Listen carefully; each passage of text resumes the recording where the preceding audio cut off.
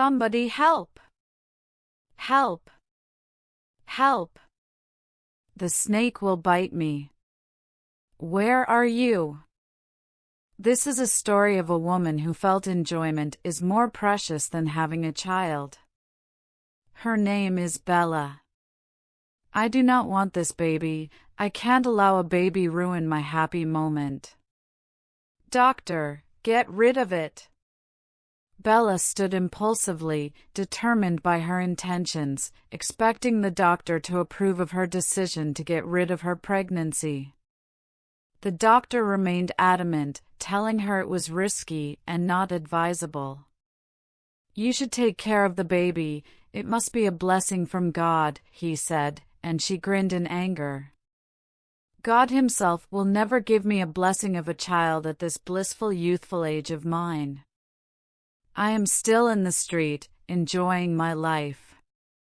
A baby shouldn't be a counterfeit for me. She stomped out of the doctor's office and headed home. She scattered her room, looking for a drug. She searched and searched, but couldn't find it. She stood helplessly and tired, thinking of what to do again. I don't want this baby, she muttered under her breath. She has been pregnant for 5 months, and every day seems like hell to her. She has looked for several means to get rid of the pregnancy, but all to no avail. She stays far away from her family, not disclosing it to them. She was always indoors, ashamed to go to parties with her friends. She preferred herself than being seen differently among them. Every day, she cries, slapping her belly in annoyance, and always cursing the unborn baby, praying that the child shouldn't survive. Later on, she gave birth to a baby girl, and her expectation was desolated. She fumed up at the sight of the baby. She refused to carry her and accept the reality of motherhood. After several approaches from the nurses, she reluctantly carried the baby, frowning. She breastfed her while cursing her in her mind. You have a glorious child, one of the nurses said, and she stared at him irritatingly. The nurse told her the condition of her baby, and she was shocked. She looked over to the baby and realized her eyes were closed truly. She hadn't noticed it at first. What? A blind baby, she screamed and threw the baby away from her. In fact, the baby almost fell to the floor, but she was caught immediately by the standby nurse. When she arrived home, she fell on her bed like a peaceful woman and rolled about in joy. At last! I got rid of her. I am now free, she uttered joyfully, spinning around her bed. At the early hour of the day, Bella dressed up gorgeously and left the house to meet her friends. When she got there, her friends were surprised to see her. They asked where she had gone and why she moved out from her previous house without informing them. She cooked up a story and told them she traveled to visit her parents. They welcomed her back happily, hugging her for returning. Meanwhile, in the forest, a hunter was running after bushmeat when he heard a baby faintly crying. He stopped and looked around to listen to where it was coming from. As he walked solemnly, he approached the well and looked inside. Alas, he saw a baby inside. Fear gripped him and he threw his long pistol away. Who owns this baby? He questioned himself, looking around. Thankfully, the well wasn't that deep, so he knew the only way to rescue the baby was to bring her out. He entered inside carefully and removed the falling palm leaves on her body. He was speechless to see how a mother could abandon her baby in such a critical place. When he touched the baby, she stopped crying and he gently carried her with his left hand.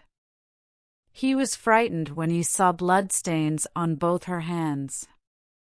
He maneuvered his way out and carried her closer to his chest. He watched her in amazement. Her eyes were closed, and she looked beautiful.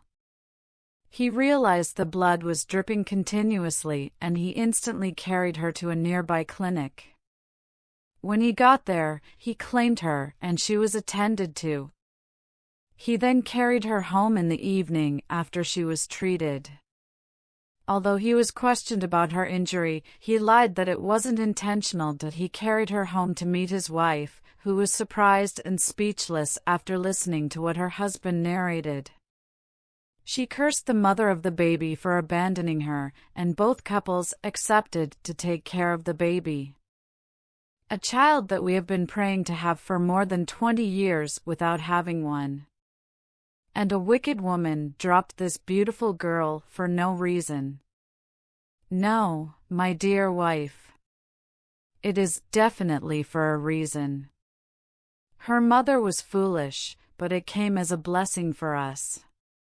Both couples lived at the center of the forest away from the street. As they continued to live with Bella's daughter, Rachel, whom they named on their own, they found out about her blindness, and that only made them love her more. Because they saw her as a special child to them. Bella's life was as free as a newly released prisoner. She was enjoying her life like there was no tomorrow. She went from one club to another. She also refused to allow any thoughts of her abandoned child to resurface. She believed her daughter must have died because the beasts in the forest would have torn her into pieces. Along the line, she met a very handsome young man who worked for an oil company. She loved and cherished him so much, but unknown to her, he was more than what she saw. He asked her to stop her wayward life, and she promised to stop. It was a hard decision for her, but because she loved him, she stopped. Years later, Rachel became a beautiful teenage girl. Her beautiful natural hair attracted neighbors and outsiders. She was more beautiful than anyone could think. But her blindness didn't stop her from doing the unexpected behavior that they marveled at. She was fearless, bold, and strong whenever she went hunting. She pulled down wild animals, bushmeat, and whatever animal she felt was around her. Her spiritual sight was magic to everyone. The old couple was the happiest, always thanking God for gifting her to them. One day, in the village, Rachel was sitting outside her house when she heard the footsteps of people running helter-skelter. She was shocked and then traced her stick around the ground for guidance to stand up. Run inside. A man tapped her, leaving her in confusion. She turned her head around, trying to comprehend the danger looming around. Her mind instantly went straight to her parents, and she called out to them. They had both gone to the farm without taking her. So she started running, collapsing on those running for safety. As she got a little far, she heard a terrible noise. Rachel, come back. Come back! Lions, they are many. Some villagers screamed from afar, and she stopped, getting the signal that something wasn't right. She could feel the movement of the lions towards her. Her hands began to tremble as she tried to connect with them to picture their spots. But her mind was halfway to the whereabouts of her parents. I have nothing to fight with them. How can I kill them? How many are they? She asked herself disturbingly. Those indoors peeked out from the window secretly to know what would happen. Some felt guilty for not dragging her along with them, while some were eager to see what magic she would use to kill the lions. Please, please don't kill me, she begged, waving her hands around. One of the lions suddenly sped up, running toward her, and she froze, listening to its movements. As it jumped high to descend on her, she raised her walking stick and it went directly into the lion's right eye. It fell down, and she dragged it around until the lion staggered up to attack her again. She fought back as well, and with a strong fold, she sat on the lion and spread its mouth wide, tearing it apart. As if the other two lions paused to watch what would happen, they dashed forward fiercely to attack her. She screamed aloud, and both animals were blown back like wind, choking from moving. They scratched the sand, causing dust around until they couldn't breathe anymore and fell down heavily, dying. When this happened, Rachel fell to the ground. Those in their homes watching all ran out in amazement at what they witnessed and started jumping around rejoicing. Rachel was left alone in the midst of the lions, not thinking of helping her. A moment later, she regained herself, and like magic, her eyes became opened, and her sight was restored. She coughed, standing up quietly, and she was stunned to see how many villagers were surrounding her, watching her like a movie. Her eyes are opened. She can see. Is she a goddess? What magic! They were all whispering and talking to one another in surprise until a disturbing cry interrupted them. Rachel's foster parents returned, but only the wife was seen crying. Rachel knew instantly that she was her mother. What happened? Someone asked the woman until she got to them. She went on her knees and hugged Rachel tightly, crying, "I can see, Mama," Rachel said in tears. "I know," she answered. There was a long moment of warmth between mother and daughter until Rachel was taken up and taken home by the woman. The woman refused to answer anyone's questions until they got home. Inside their house, Rachel couldn't stop crying, admiring her mother. She told her what led to her miraculous sight, and the woman just sat there, watching her with a burdened heart. Rachel asked what happened, and right there she received the saddest news: her father was no more. He had fallen into a deep pit and couldn't be found anymore on their way back. Rachel broke down crying and whimpering. If only she knew what really happened to him, she would be so grateful. At Bella's house, she moved into her lover's apartment, living a luxurious life. She woke up one morning, and her lover asked her to dress up because he was taking her to meet his family. She sprang up excitedly, dressed up gorgeously in a skimpy blue gown. She followed him into his car, smiling happily as they journeyed to his parents' house. When they arrived at a wooden part, memories of the past came through her mind. She smiled sharply, looking out until they arrived at an urban town. Her lover stepped down and asked her to follow him. Her expression changed as she wasn't expecting his parents to live in such a small community. She pretentiously followed him happily and entered a place she never expected. It was a mud room of a shrine. Fear gripped her, but it was too late. She looked back at her lover, whose face was full of bluntness. Her voice was cracking, trying to communicate with him, but he only stared at her like a stranger. He pushed her down, and she sat on the mat, frightened. Shortly, a man in his late 70s entered in a wrapped cloth, beads around his fist. He welcomed her lover and congratulated him. "I am finished." "What am I doing here?" she screamed in her mind. She cursed the day she was born and why she should be facing danger now. Right in front of her, the old man touched her forehead, and she fell asleep. The next morning, in the same village, Rachel woke up early to get a medicine leaf for her mother. She was told the leaf would heal her instantly because it was powerful. As she walked through the forest, Bella's stamping feet lingered aloud as she ran speedily to escape. Rachel saw her and quickly realized she must be in danger. She ran up to her and stopped her. "Leave me alone. Leave me alone!" Bella shouted, panting heavily. "I want to help you." "Who is running after you?" Rachel asked. "Will you get out of my way?" How can a small girl like you help me? Bella pushed Rachel away with all her strength and asked her the way out of the forest. Since you refuse to tell me what happened, then I have to keep shut as well.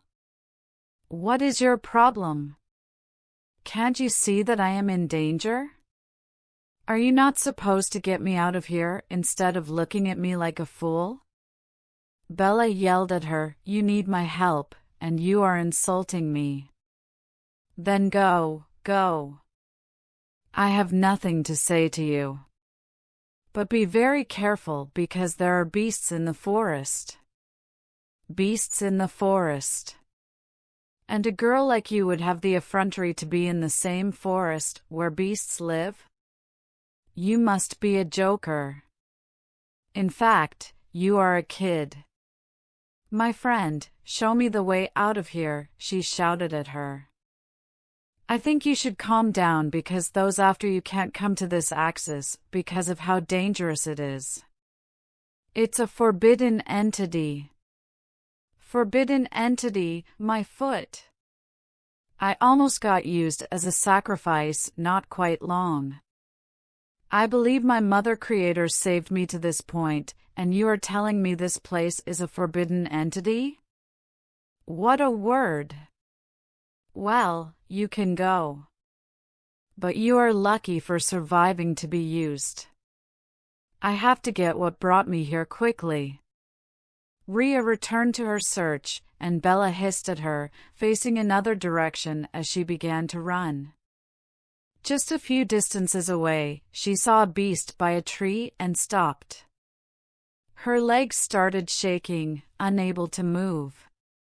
She remained still to avoid getting the beast's attention. Right there, a python was seen crawling over to her direction, and she panicked in shock. "Yeah!" she screamed aloud, jumping back and running while screaming. It alerted the beast as it ran after her. She fell down, and the beast jumped on her. She gave up on life, expecting no survival. Her expectation was cut short when she felt the beast's weight falling beside her. She opened her eyes and saw Rachel, stained with blood. She ran up, staring at her in shock, thinking she was half dead on her standing position. "You should thank me, Ma," Rachel said to her amazement. Bella was flabbergasted for some moments until she realized she wasn't daydreaming. "Did you just save me? Like you just saved me? How? Who killed the beast?" "I did, Ma. So you should thank me." "What? You can still talk? You are not hurt? Are you a honk?" Bella asked, speechless, looking at Rachel questioningly. Rachel kept quiet and didn't say anything. She left her and hastened her steps back home. The medicine she had plugged must not touch the ground and shouldn't be left unused after an hour of plugging it. Bella followed her like a baby, following every step she took. So many questions filled her mind, but she had no choice but to follow her. Before sunset, they arrived at Rachel's home. Bella followed her inside and saw Rachel's mother lying sick on the wooden bed. She felt pity for her while staying at one corner of the room. She watched as Rachel prepared the medicine and gave it to her mother. Rachel's mother rose from the bed after drinking it. She thanked her daughter and prayed for her. She cited Bella and asked Rachel about her. Rachel narrated the forest encounter, and the woman became worried immediately, checking Rachel's body to see if she was hurt. "I am fine, Mother. You should rest after eating. The food will get done soon." "You have a wonderful daughter," Bella praised. "Yes, she is a gifted child to me. You should be grateful to God she came to your rescue at the right time. But there is something that baffles me about her. How did she get so much power to defeat wild animals? She was brave and fearless while I was almost out of the world. Young lady, it's a long story. But all I can say is that she is gifted to me. You must be very lucky, Ma. Having a child like this is rare. She must be a gifted child from above, like you said. She looks so beautiful as well. I love her. I owe her a lot for saving my life, Bella replied. Later that day, Bella became more comfortable with Rachel. She was glad to be with her, feeling safe around her. She was amazed at how Rachel was admired by many as they went. She was called upon and given many things. When her curiosity couldn't be contained any longer, she had to sit beside Rachel's mother to ask more about her. The woman, at first, went silent for a while before speaking.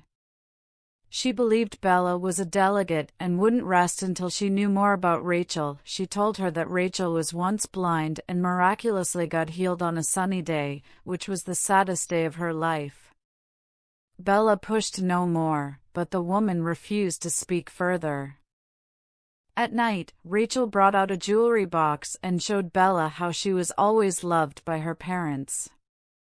Bella sighted a heart-paired necklace and grabbed it from Rachel. "Where did you get this?" she asked in awe. "My late father gave it to me. I was told it was my late grandmother's favorite necklace. So I cherished it so much." "Your late grandmother?" Bella looked stunned, checking the necklace very well. Her eyes weren't deceiving her as she thought. She remembered the necklace vividly. It was the necklace she got for herself on her 24th birthday. She remembered wearing it for her abandoned child before carrying her to the forest. Her heart sank in regret and guilt. She touched Rachel's face, opening and closing her eyes. She remembered the scar on her left ear. She quickly checked it, and she was taken back in shock. "What happened?" a confused Rachel asked, staring at her. "How did you see? Who is that father of yours? Where did he get the necklace?" Oh my God," she uttered in a trembling voice, looking around restlessly. Her child memories flashed back, and she started crying, scratching her head crazily. Rachel was surprised and had to move away from her. She asked what happened, but Bella couldn't speak. She kept crying nonstop. "How will I take my child? I can't believe she is alive. I seriously can't believe it. How did I not recognize her immediately I saw her? Oh, my daughter is alive. She is alive!" Bella uttered in her mind, her eyes filled with tears. She hugged Rachel every minute, admiring her. Rachel was amazed by her actions and only smiled. Bella's heart was pounding very fast, and she was thinking about what to do. She knew she must not expose who she was to Rachel. She knew they wouldn't believe her. But seeing her daughter again gave her joy and a desire to take her back home with her. She sat alone in the dark room thinking while Rachel and her mother were sleeping. "I have to do something. I have to find a way to take my daughter from this village. The best option is to strangle this woman. I have to eliminate her to take my child with me. With that, I won't have any regret or face any shame and backlash from anyone. At least she is sick, so it will be better if she dies for me to take over my daughter." She sighed deeply and then stood up. She tiptoed outside and went to the kitchen. She took a knife and returned inside with it. She quietly lay back on the mat and pretended to be sleeping. She woke up gently again, checking if Rachel was fast asleep. She then tiptoed to the bed where the woman was sleeping and raised the knife to hit her. As the knife went down, she was suddenly dragged by her feet from behind, stumbling back in the dark. The knife flipped up and landed on her face. She had a cut and screamed out in pain. Rachel's mother woke up fearfully and held onto Rachel's hand, who was by her side. "What is going on?" the woman asked. Rachel was protecting her mother on one side and also lighting a lamp to see what was going on. They could only hear Bella's agony as she staggered around the hut. Bella was in pain and also looking for a way to escape. She finally found her way out, and in the dark, with her severe injury, she was running and falling. Rachel saw the excessive blood on the floor and exclaimed with her mother. She dashed out to catch up with Bella. Before she could find her, Bella was already losing strength. She fell down, holding her right eye. Rachel got to her and asked what happened, but Bella couldn't say much. "I am sorry. I am sorry. Please forgive me. I messed up. I really messed up. I don't understand. What have you done to yourself?" As Rachel was talking, her mother came behind her. Bella held out her left hand at her. "Please, please take care of my daughter.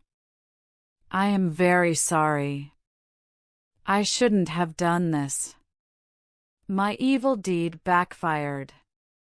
I intended to make you go after knowing Rachel was my abandoned child years ago. I know I didn't do well. But I'm sorry, it's better to die than face the shame. The necklace belongs to me, Rachel.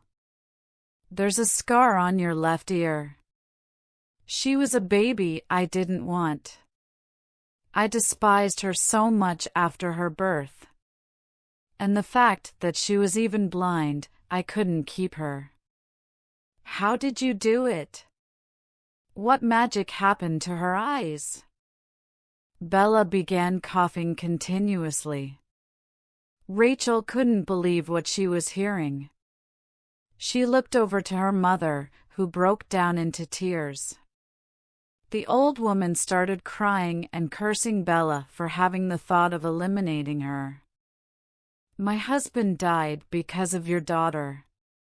He gave his life to return her sight. He died to make her see so that her spiritual gift would be more empowered. He wanted me to live a joyful life with her, and you came and wanted to cut my life short. Is that not wickedness?" What she had heard about her father sacrificing himself saddened her. She cursed Bella for coming to shed light on a secret she shouldn't have known. She fell on the sand and cried out in pacification. "If you were Rachel, would you forgive Bella for showing up in your life? If you were Rachel, would you forgive Bella for showing up in your life?"